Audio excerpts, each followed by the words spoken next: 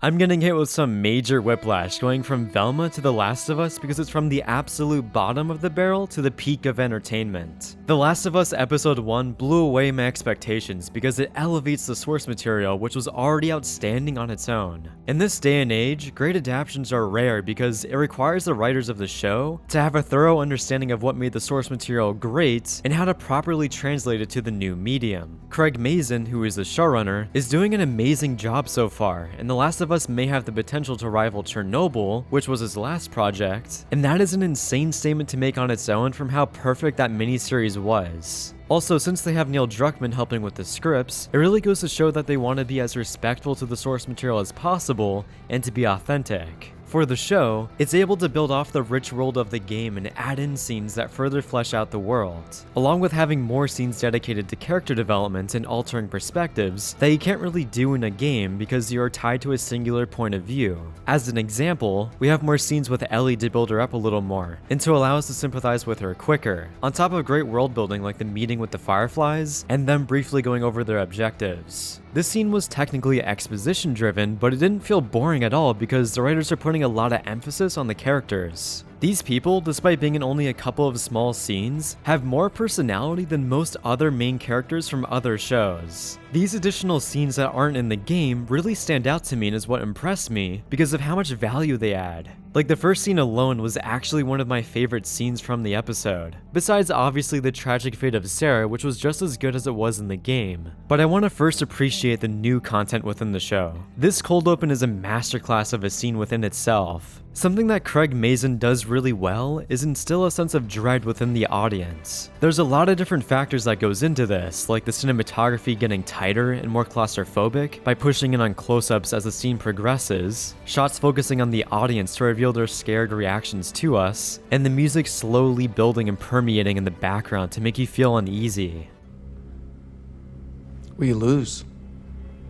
Along with the monologue that the scientist delivers being expertly written. A small detail I loved was how the scene first starts out with a bit of comedy, but as the doctor goes through his speech, he even rattles the interviewer, which is really rare and makes this occasion even more unsettling. I also just found the whole fungi revelation really intriguing and is honestly one of the most believable reasons for a zombie outbreak. In the game, I don't remember them explicitly explaining the reason for the outbreak, and you know it has to do with fungus. But for the show, it further fleshes out this aspect within the world and adds to the source material. So right away, Craig Mazin creates a tense atmosphere and writes an original scene with so much weight and expertise that it instantly engaged me and made me excited for what's to come. Because this show offers more than just a carbon copy of the original game. The cold open was also followed by a great opening title sequence. In particular, I love how it looked like the fungus was spreading through America, and I'm really glad that they're using the original score from the game.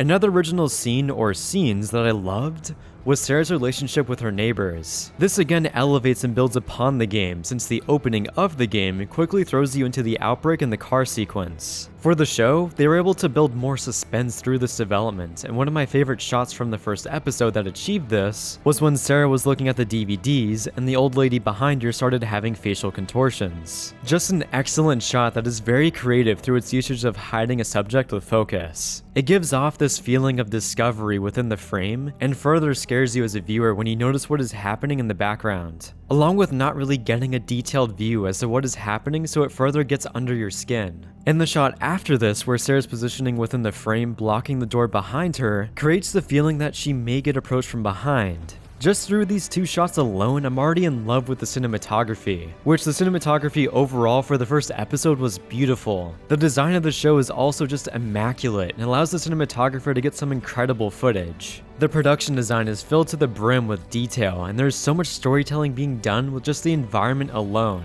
This makes me really excited for the next episode to see how the set pieces look when they are in the rundown city. This atmosphere with a guitar-centric score playing in the background is so goddamn good, and gives me great memories from my playthrough of the game. Since I was already gushing about how good the writing is, I want to further acknowledge how intelligent the script is. There's so many moments that don't hold your hand in terms of what's happening and allows the viewer to fully engage with the show. Moments like the child going through the Boston checkpoint and us figuring out that he or she is infected. At this point, we don't know exactly how the tests work, despite it being red, so ironically, this girl officer confirms through over-exaggerated kindness what the fate of the kid is. Also, to point out a brilliant edit, the end of the scene hard cuts to the bonfire bodies, which to me implied that the kid died. But they did bring him or her out so that they could punctuate how far gone and detached Joel currently is. Another clever moment in the writing was the ending with the radio. Through a bit of character development and showing that Ellie is sharp and observant, she tries to fill in the missing piece for the radio code and figures out that 80s music means trouble. So since we retained that bit of information, it turns on again playing a song from the 80s, which then builds and climaxes at the end of the episode. This rewards the viewer for paying attention and gives them that moment of, ah, I get it. Then, even the dialogue for the characters feels very natural and likable. An example I liked was Joel and Sarah having breakfast and joking about how there are eggshells in the eggs. It becomes a quick recurring joke for them in this scene and builds their closer relationship.